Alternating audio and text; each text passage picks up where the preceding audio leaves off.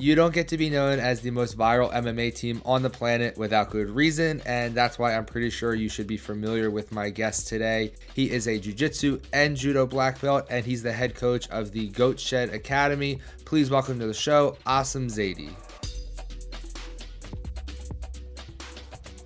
What's up, man? What's up, man? I'm getting in my car right now, so there's no outside noise. No worries, dude. I appreciate you jumping on with me. Thanks so much for coming on. No, I was kind of happy because I think more, I'd never really spoken to the jiu-jitsu community too much, but I want to. I want to more. So, and I think that's primarily your audience, right? So Yeah, for I sure. think that'd be And great. you're a jiu-jitsu and a judo black belt, right? Yeah. I never talked about my background before, I just put out viral content of my team and stuff like that. But for the most part, all our competitors just think I just jumped on the scene and I came from nowhere. No, it's not too many people know about my background. So I just started telling people like where I come from, what my credentials are. But besides my students, not too many other people knew that because we were just going viral and I never spoke about, my lineage or anything like that. Yeah. Well, and that's what I wanted to ask you about too, was like the going viral. It was just sort of out of nowhere. You guys were in my feed like constantly. And I'm looking at your videos and it's just tons and tons and tons of views and likes. And it was just like a real, just as like from a viewer standpoint, it was like an explosion. Like what was that like when it's just like all of a sudden it's blowing up and you're in everybody's feed? With Goat Shed, I knew I had a decent idea on how to market, just because I came from a family of entrepreneurs, and they were all extremely successful. Like, if you listen to my father and mother's success story and my uncle's, like, it's absurd. You're talking about like taxi drivers that have $50 million right now, and I got to see that as a kid growing up, where my mom's sleeping in her gas station. Now she owns a huge mansion by Miami, like absurd, and it's just like I got to see my family go from broke to absurdly successful. So I really learned a lot about marketing and entrepreneurship from my family. And I didn't think I was gonna be this good at it. Not to boost myself up, but yeah, when we opened up, I just started making content, pretty creative stuff, and it was so easy because in the MMA industry, everyone's so generic. Honestly, everyone's just the same. Everyone bows, they're wearing the same thing, they're all wearing the same uniform, they have the same haircuts, they speak the same, and it's just like they blend into this crowd and they don't stand out. So it's really, really easy to get my students in the front line and expose them to the world, super easy. Just if you look at my gym, based on the colors, you know what I mean? Like, we got pink and baby blue as our colors, right? Teal and pink. I mean, there's no gym on the planet that has that, you know? So right away I separated ourselves. And what's funny is I think you're gonna like this. The reason I chose those colors originally, so every gym is like red and black, blue and black, like just very basic stuff, right? I said, bro, how cool would it be to have trained killers just smashing people in pink? It would Yeah, be yeah, yeah. hilarious. Like, Yeah. that's like the ultimate troll. And I'm like, all right, let's do this. And then I realized, I'm born and raised in Miami. The Miami colors are pink and teal. And I'm Yeah. like, dude, run it. I was born and raised here. Miami culture is huge in my life. So we got the Lambos, we got the Rolls Royces, the McLarens, we got the jewelry and the mansions and the girls. We add the pink and teal, and then you got a gym that's never existed ever. You Well, know? that's one of the things that I think people notice right away. Like outside of the content itself and what is happening in the video, the setting is not something people have ever seen before. And it's not like any Yeah. other gym before. And then you guys back it up. Like your record right now is unbelievable. I saw you posted the other day about like what the crazy record of your guys is. So it's not like you guys are going out there and getting dominated in pink and and teal and Exactly. Exactly, man. So and that's great. Our team record right now is 80 wins, 8 losses. So we're 80-8.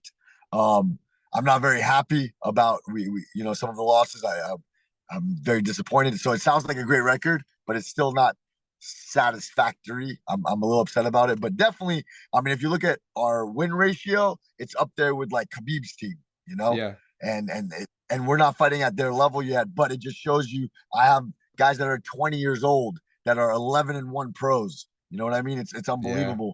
So by the time they get to that 28-year-old, 30-year-old fighter, we're gonna be up there, and we're already on the same ratio as an unbelievable legendary team like Habib's team. So does make me feel good, you know.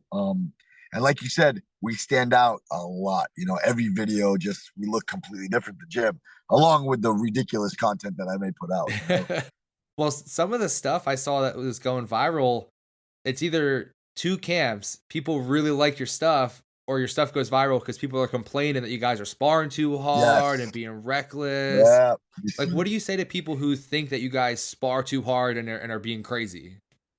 man, this is a problem. The thing is, the original jiu-jitsu culture has been lost. I gotta first say that. Completely lost. So people don't know my background. So many times, especially jiu-jitsu gyms, you know, a lot of jiu-jitsu coaches will say, man, that's not what jiu-jitsu is about. That's wrong. That's this. Look, at the end of the day, I took more privates with Elio Gracie than most people in the world. You know, I was there with him every single day. I was his assistant when he was in the US. I was with him side by side. Hoist Gracie too, assisted him, got my black belt from the Gracie Academy here. I mean, I understand jiu-jitsu not from 6 generations down. I understand jiu-jitsu from the source. Yeah, You yeah, know, that's my lineage isn't like this guy got a black belt here. No. I got it from the guys, the yeah, ones yeah, that started this whole thing. So the original jiu-jitsu culture, that's my gym. That's why all the Gracies love my gym. Henzo Gracie, Hoist Gracie, they're always DMing me like, yo, what the heck? They're going crazy because that's how they grew up. yeah, That's how the Gracies grew up. Because Elio Gracie, one of the founders of jiu-jitsu, the way he was constantly about proving jujitsu, putting it on the line, being real. And the training environment was savage. It really was. It wasn't what you would think. It's called the gentle art. There's nothing gentle about how he trained at all. You know, so as far as jiu-jitsu culture, the gym that's holding the essence of jiu-jitsu, original jiu-jitsu, that's my gym, 100%. You know, so when I see like blue belts telling me that we're sparring too hard. I'm like, bro, you don't even know what you're doing. Like, right, what are you even saying to me right now? You know, and we're training professional fighters to fight at the highest level. So they need to feel that pressure. There needs to be a controlled chaos there to prepare them for the fight. You know, I just can't, they can't just be doing light rolls and then go fight the guy that's trying to take their head off. right. And it's also, I mean, you can correct me if I'm wrong, but you guys aren't in there every single day, dudes getting No, KO'd man. and We never hurt each other. So let me say this: out of the 88 professional fights we have, right, we're 80 and 8.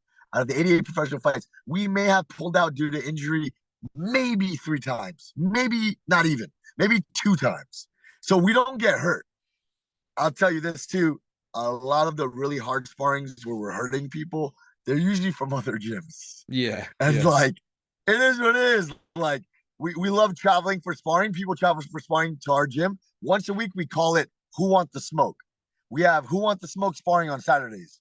Every gym is invited. Try to knock us out. We're going to try to knock you out. And that's what it is. So we yeah. do it once a week. Not Guys don't show up every week. So I would say, like, once a month, you get a guy that comes in and we're going to spar hard, you know?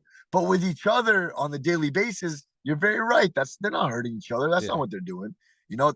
And it's hard to notice in the videos, but I promise you, they're never swinging at each other at 100% to the head, ever, ever, ever, ever, ever. Maybe body punches or leg kicks. Wrestling, we go hard, but punches to the head, I promise you, it's actually pretty good control. But people still freak out for whatever reason. People who've never trained MMA, never fought professional MMA, they don't really know A, what they're watching, or B, what's happening behind the scenes. You know, whenever I sparred, I always try to have the mindset of 50-ish percent to the head, harder to the body, legs you can take whatever you want. And if you're going with someone and they're on they're staggering and they're rocked, you don't follow up and KO your training partners. Love it, But all love but it. all but all that people see is, oh, these guys are going really hard. This looks like a fight to me. This is wrong. They shouldn't do that, you know? Yeah, yeah, you're very right. They're not understanding because, like what you said, honestly, they're really not hitting each other hard to the head. I won't allow that. Not definitely not to each other. You know what I mean? Like once in a while, like their tempers will flare. But I'll never let it go to where they can hurt each other. It's just not gonna happen. I'm not irresponsible. I make a joke on my Instagram. I put hashtag where's the coach? I don't know if you ever saw that. Yeah, yeah, yeah, yeah. I do it all the time. Like somebody should stop. There's no supervision. Where's the coach? But it's all a joke, man. I have a lot of control in the gym. I advertise this chaos, but in reality, everything is a controlled chaos in my gym. I promise. Like I don't believe in having a perfectly structured class where guys are sparring in a certain way that they're used to because the fight's not going to be that. So the sparring in the gym, I allow my students to surround the cage. I allow them to scream, corner, give advice, give bad advice. I allow them to troll, to make fun of the people sparring because I want my fighters to ignore all that BS and listen to me. I need them to ignore all the bullshit advice and hear my voice so they can practice that for the fight. Honestly, that's the method behind the madness. That's the truth. You know what I mean? So at first glance, it looks like craziness, but behind that, there's a lot to it. You know, there's a video that one of our most viral videos got millions and millions of views where you probably saw it where guy throws a chair at someone, a car crashes into the Yeah. gym. You saw all of that? Yeah, yeah, All yeah. right, but look, in the end of the day, those are the craziest moments over 2 years. Like, I slapped a guy, I put it up there, but I wish I could go through each part of the video. There's logical stories to each one. I Yeah. promise. You know what I mean? So although it Yeah. looks like everyone's like, yo, the coach is on juice, he slaps people like they're half. I mean, yes, I am on juice, but I don't slap everybody. But like just to give you a basic example, they see me slap the guy and they're like, yo, this coach is out of control. Let me tell you what happened. I have 15 guys living in my gym. I feed them 3 meals a day, 5 days a week. Okay. I house fighters, I feed fighters. This is what I do. You know what I mean? A lot of them are immigrants.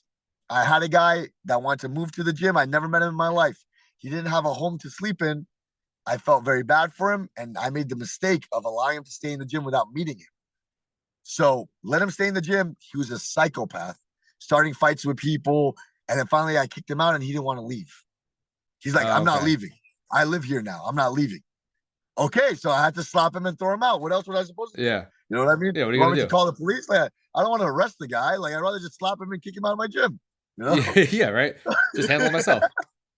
I think it's a decent story. I mean, I think it's fair. Yeah, yeah. Now that you've had, like, this success and, people know you guys and they know the school, outside of that Saturday sparring session, do you get people coming in trying to test themselves and So what I do is I feel the vibe. Okay. So we actually, like, for example, if any of your friends ever visited my gym, you will leave with an amazing experience. I promise you.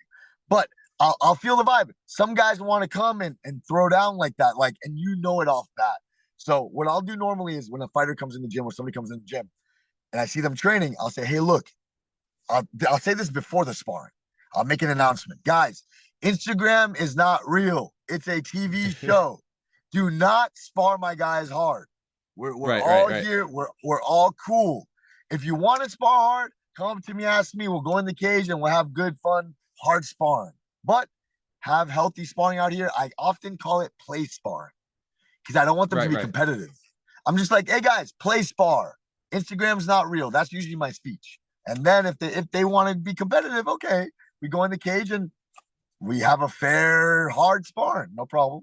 When you got connected, well, I want you to tell me a little bit about the reality show, but once you guys got connected and you were doing the reality show, did you notice a perception change? Because it's more of an in-depth look at you guys, not just small clips on Instagram. So I guess my very long question is two parts. Can you tell me how the reality show came to be and how that's really affected you guys since it's been happening? I Super good question actually. So one thing is so the owner of Combate Global, it's the largest Latin American organization in the world for MMA. They get about 800,000 to 1 million views a week, and they throw an event every single week of the year. In America, people don't know about it too much because it's a primarily Latin American audience.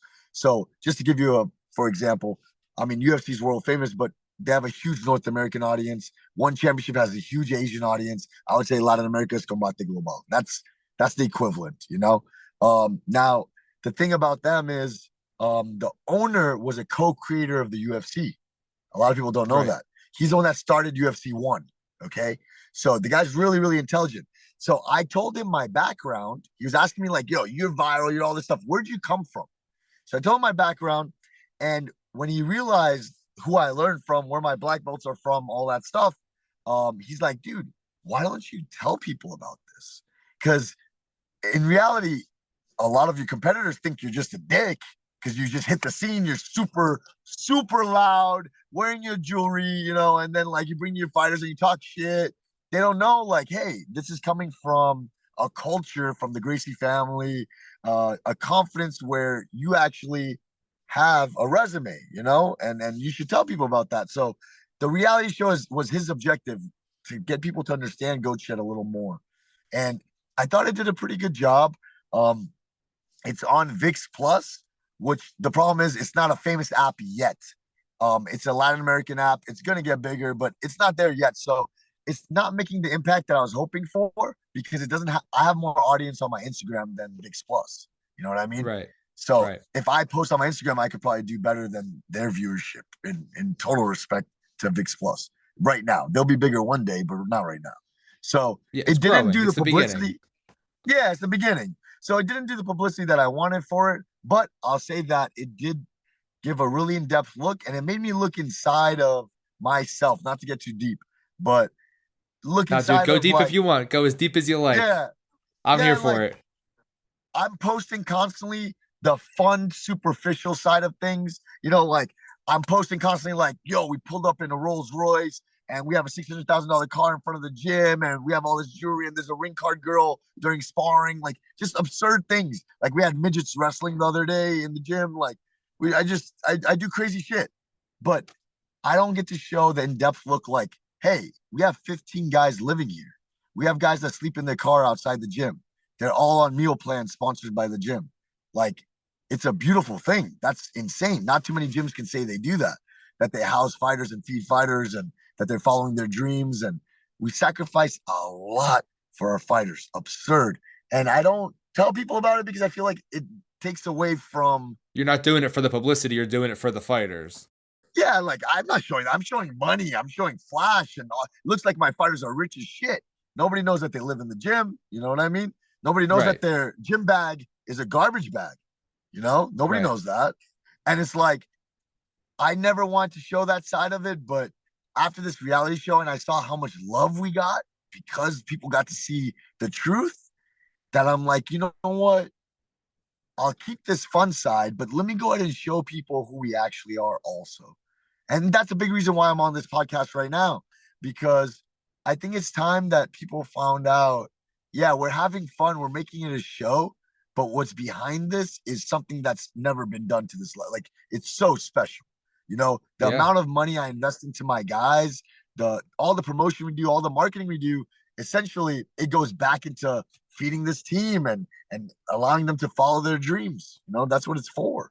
When you have this staple of guys, most of them are young, right? Most of them are like early 20s guys. Yeah. Yo, there you know what's crazy, man? I wish you could meet some of these guys. They're so special. They're so young and they're so good. Like they are absurdly good. I've been around the world to the best gyms in the world with the best coaches in the world. I'm telling you, I have a freaking gold mine in that gym. Like a lot of people are like, yeah, but they're not in the UFC yet. Don't worry. The average UFC fighter is 32. My guy's 23 and he's already 11-1. You know what I mean? Right. Like, don't worry. Like, our guys are killing it.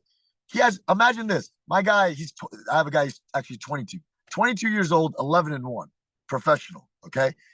This kid can retire for 6 years, come back, and still make it to the UFC before the average age.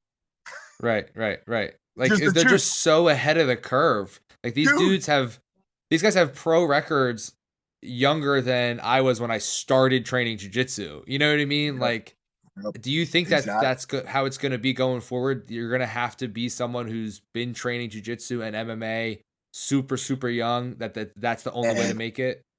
this thing's getting so complicated, man. MMA's complicated, and the worst is jiu-jitsu. Jiu-jitsu is evolving at such a quick rate.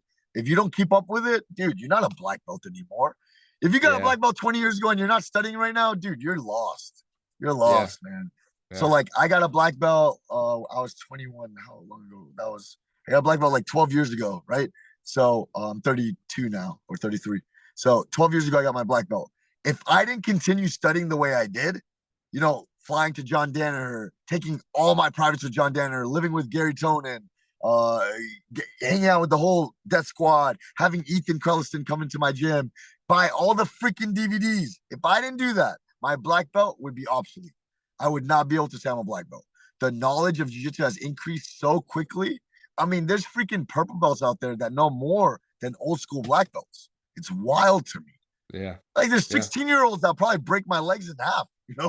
Yeah, dude. You know what I That's mean? the worst thing is like I'm watching ADCC and I'm seeing guys like Cole Bate and like these young dudes, and it's like, bro, I'm a grown man. I have no chance. If I run into this dude on a mat and it's like an open mat and we're rolling, my goal is just all right. I'm gonna get in his close guard and just stay still as long as I can so he doesn't destroy me.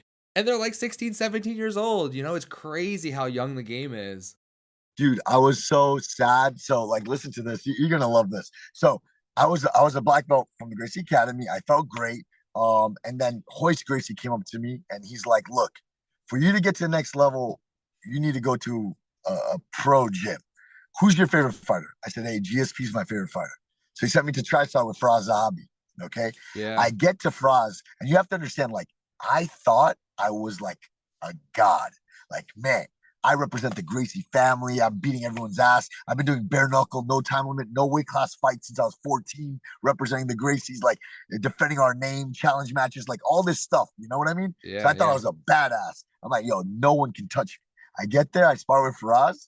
This guy catches me in like 5 heel hooks in 5 minutes. And I'm just sitting there. I'm sitting there on the sidelines, just flabbergasted. I've never used that word in my life, but I'll use it right now. I'm flabbergasted on the side, like, what just happened to me? My world crumbled in front of me. Because, like, maybe I've been doing jiu-jitsu longer than Faraz. I'm not even sure. I don't know when he started. I've been doing it since I was 9 years old, but that guy destroyed me. His knowledge was way above mine. He completely outclassed me, and it humbled me a lot. And I got to learn so much from Faraz. He sent me to John Danner. I got to learn absurd amount from John. John was just like changed my whole life. I am the great coach I am today, and my mind works the way it does because of John, Faraz, Hoist Gracie, Elio Gracie. These figures, they changed my whole life, man. And I'm so grateful for them. But like I was saying, you didn't keep up with your knowledge, you're an obsolete black belt. You have to be studying today. You just have to. I know obviously you're an MMA school, you're an MMA academy, and that's what the focus is. How often are your guys doing pure jujitsu and just straight grappling? Do you ever put a gi on? Do your guys ever put the gi No, on? no, no, no, no. Don't go that far. I didn't think so. I didn't think Don't so. go that far. Do me a favor. Oh man, I should have. Maybe I should say. Do me a favor. When you're bored, go to YouTube, type in "Goat Shed Burns Black Belt." And my opening of my gym, I burnt my gi and my black belt when I opened my day. I opened. I'm like, I'm never wearing this shit ever again in my life. I'm done. I'm done with the gi. I never want to touch that thing again, man. And yeah, so we never do gi. But as far as jujitsu training, we roll, man. We roll all day long. It is Yeah. MMA focused though. Like it's a lot of fence wrestling. It's a lot of like positions on the ground, like that are more MMA positions.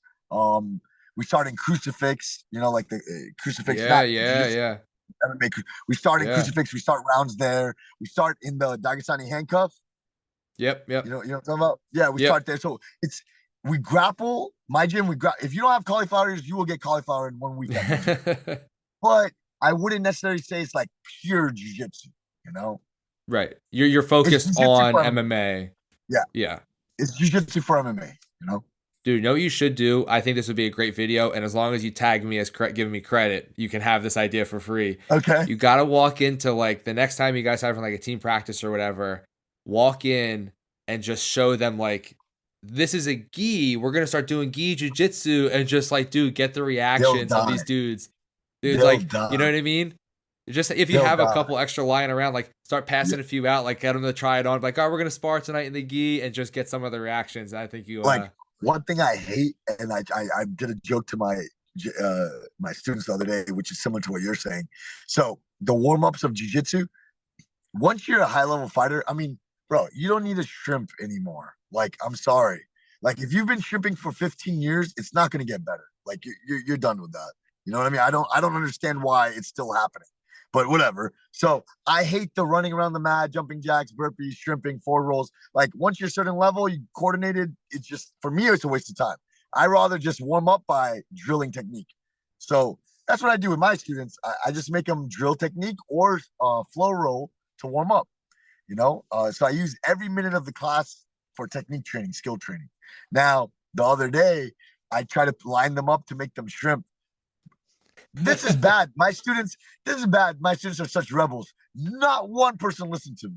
They all looked at me like I was an idiot. They all looked at me like, what? What are you telling us right now?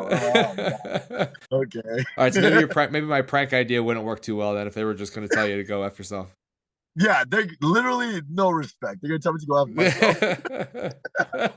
Oh my God. Now, when you guys are doing like you're grappling and you have like an MMA focused grappling, are you grappling with gloves on, or are you just doing like no gi and you have the mindset of your No, so most of the time it's with gloves on. Yeah. yeah. Well, I would say.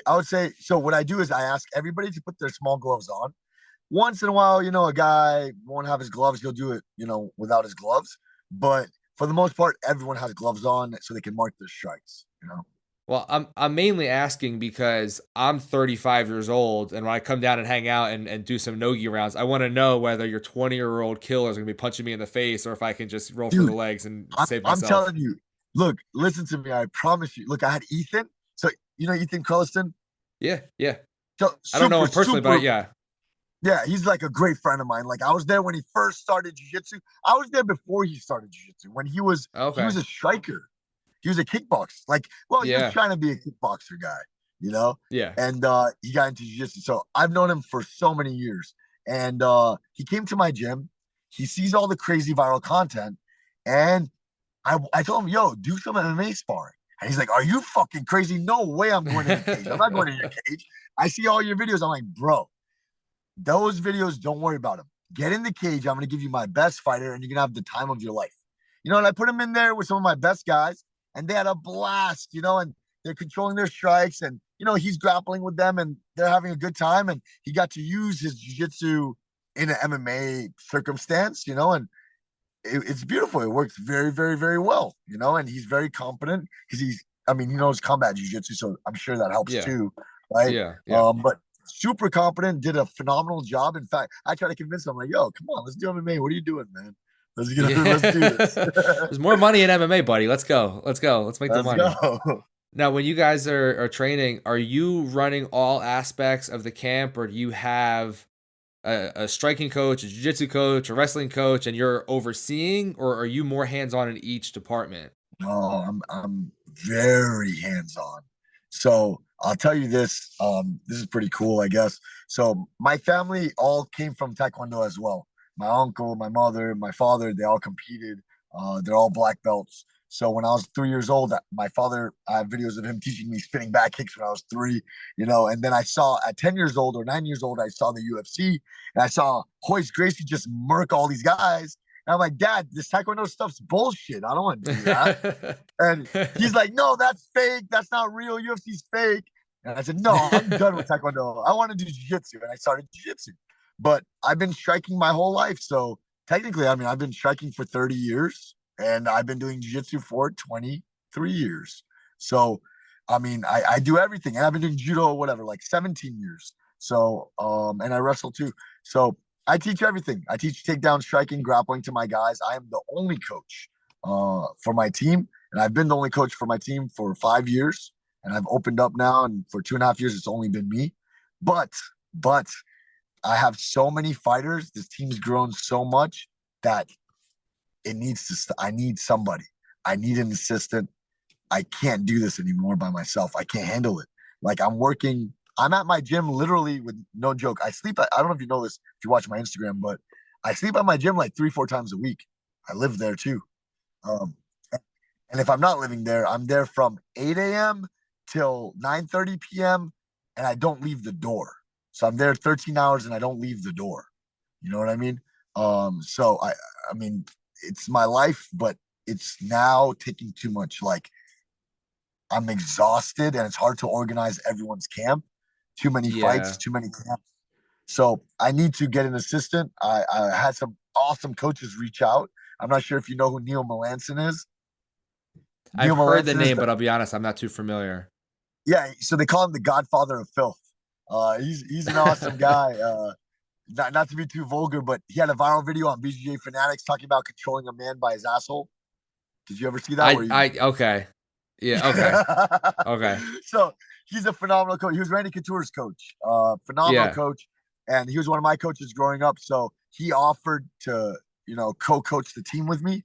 Um, I just gotta be able to fly him in and take care of him the way he needs. But I'm trying to work that out, and hopefully, I'll have somebody coaching with me very soon.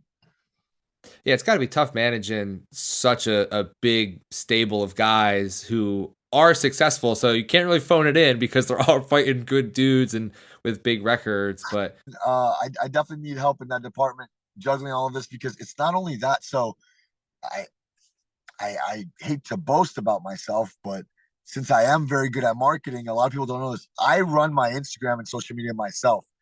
I edit all my videos myself. I create all the content myself. I film the videos myself. So essentially, I'm coaching whatever, like 20 pros, 15 amateurs. They all fight 5 times a year. I have to run all their camps. I have to handle memberships for the gym. I have to market. I have to do all social media, create the content and edit. I have like 8 jobs. yeah. The worst part is, my fiance, she's an attorney and she quit her, amazing job at a law firm to become the manager of all the fighters. So we opened up our own management team and she Oh, manages and is nice. the attorney. Yep, she's the attorney for all my fighters. And she helps book the fights and negotiate contracts. She's a phenomenal attorney. So we're really lucky to have her. Now, she has 7 jobs on top of it and promotions, they want to talk to me because I'm sort of like the influencer face of the gym. Yeah. And You're it's the just guy, you're like, the face, yeah. exactly, I'm the face. So they're constantly trying to talk to me about, everything. And juggling the business and coaching is hard, man. It's really hard because I have extra jobs that other coaches don't have. No coach out there is editing their own Instagram videos and making it go Right, viral. And then nobody's doing that, man. It's right. hard. It's not easy. Yeah, I was So, before we jumped on, like, I have a bigger following on, like, my personal page, not the show page, and I try to post, 2, 3 times a day, just, like, pure jujitsu stuff.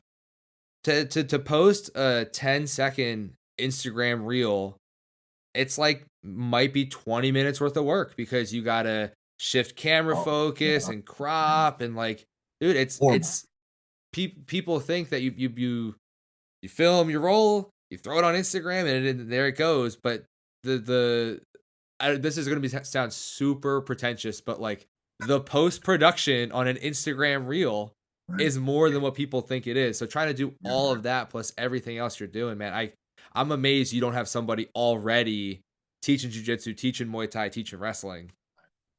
Like one thing that's difficult too. So first of all, having all these jobs, I had a full head of hair last year. I went bald in one year, you know, and probably the hair on my beard is gonna fall out too. But um, the hard part about finding the right coach. So there's a lot of people that offer to coach at my gym. A lot of people.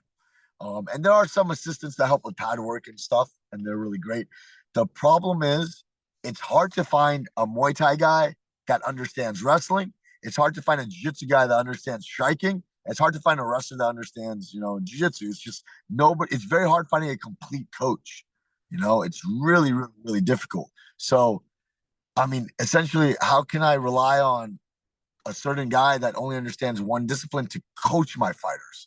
Because like I can easily find coaches in each discipline, but what I need is an assistant that can watch their whole training as a whole.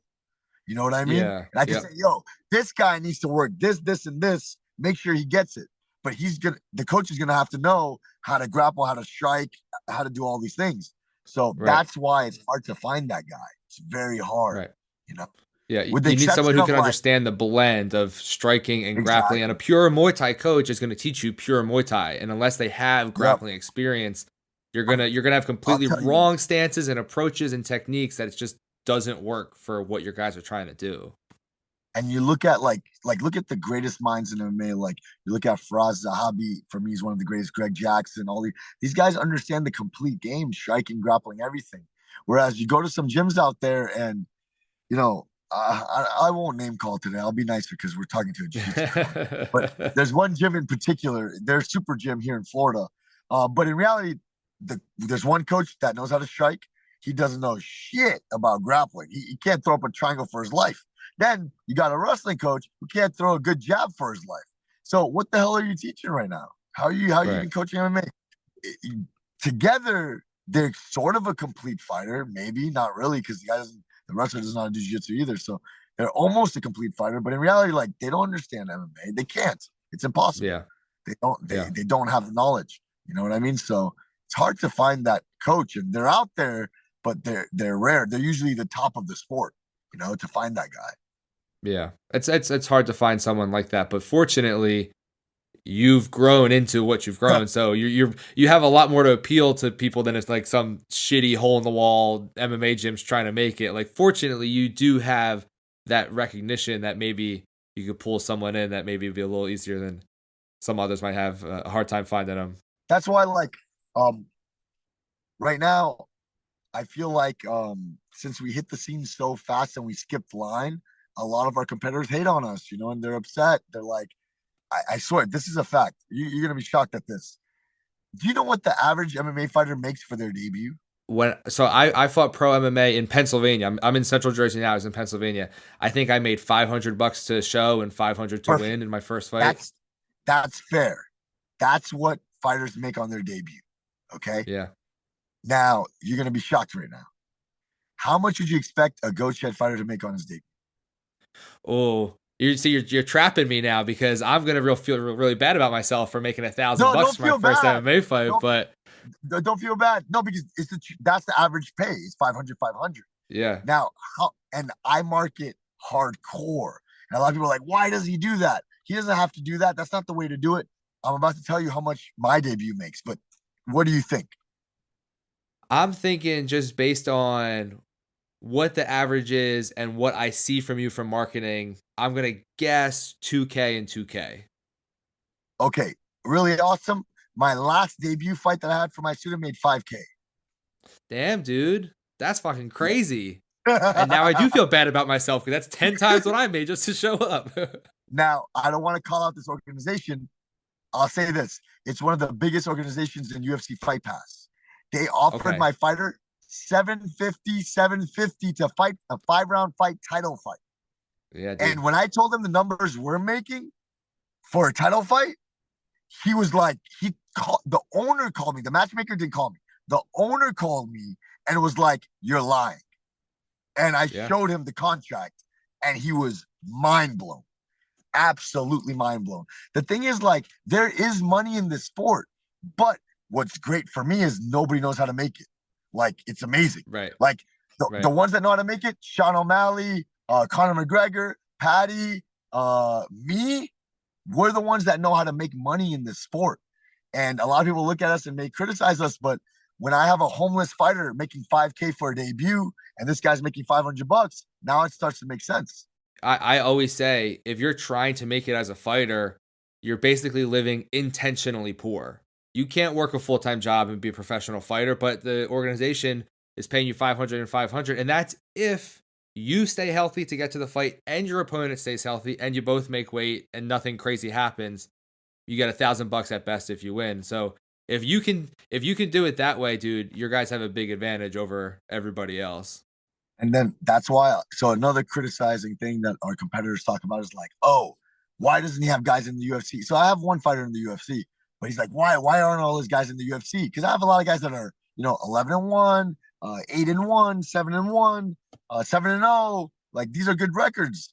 I'm not putting them in the UFC because, like I told you, the average age of the UFC fighter is 32.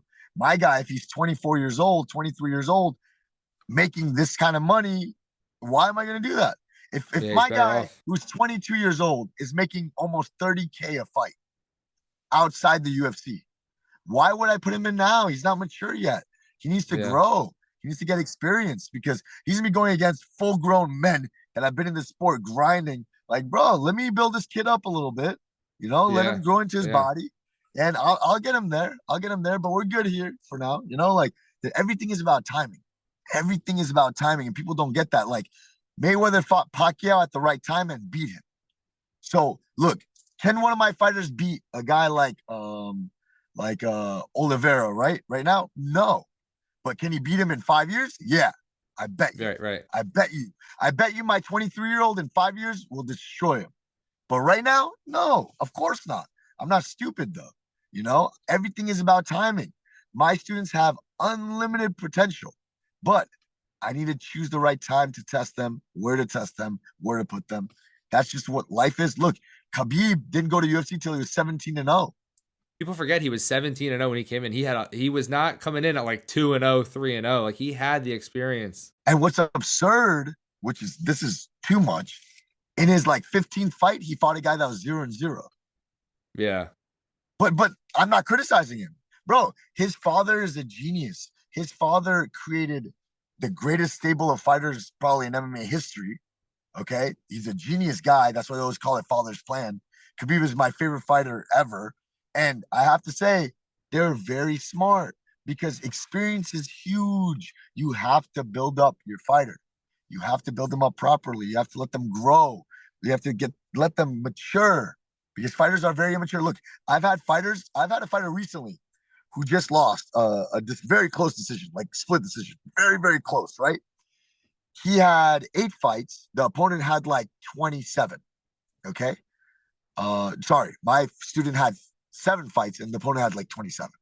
So he had over 3 times the amount of fights. Now, I threw him in there, no problem, because I'm confident in my guy, but he lost a very close split decision, and I know he's better than that guy. I know he is. I promise you, like my guy is better, but my guy is also much younger. He has 1/3 of the fights. So in my opinion, give my guy 2 years and he'll finish that opponent. But I timed it wrong. Right. I got too excited. I was like, nah, fuck it. Let's do it. Let's Yeah, smack yeah, this yeah. guy. And Yeah. I was wrong. Like maybe my guy wasn't mature to that degree yet. And the guy did a very good job stalling the fight. And my guy didn't pressure enough, and we lost a very close decision. So, but that just gives you an example of maturity and immaturity. That's all. You have a stable of guys, you have a lot of guys in the school right now. Who's fighting soon and what do you guys as a team have in the works and coming up? So I'll tell you this. This is the biggest thing ever, and this is awesome. If you can tell your followers, this is big.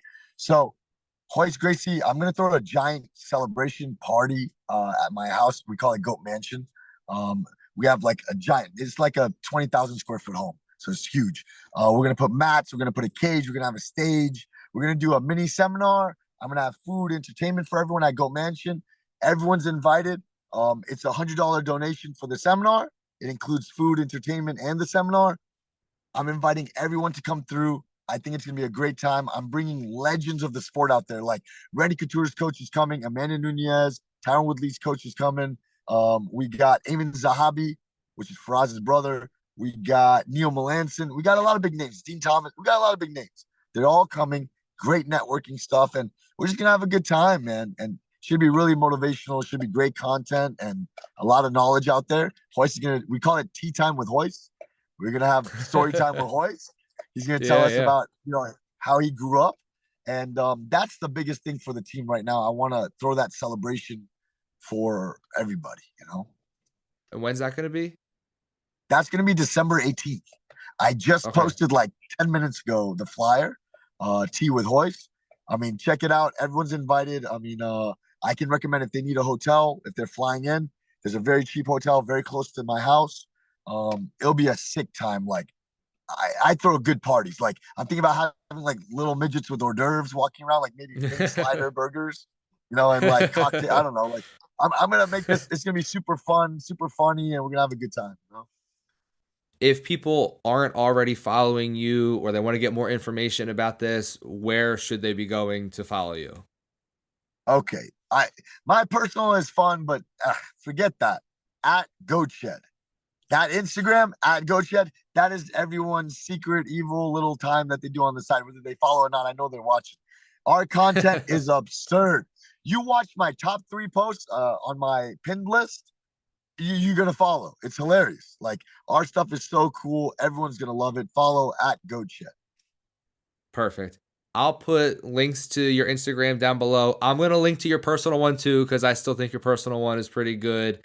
And I appreciate you coming on and hanging out with me for a while and just chatting. I had a lot of fun. If you can come December 18th, come on, do it.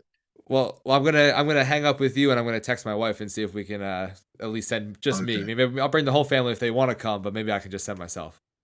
Okay. It would be awesome. Thanks, buddy. I appreciate it, man. Thank you. Okay. Pleasure speaking to you. Huge thank you to Asim Zaidi for joining me today. I linked to everything we talked about down in the description, so please check all of that out. If you did enjoy this video and our conversation, please hit that thumbs up button and make sure you're subscribed to the channel. There is a lot of content coming shortly that you don't want to miss, so please stay tuned for that. Thank you all for watching. I will see you next time.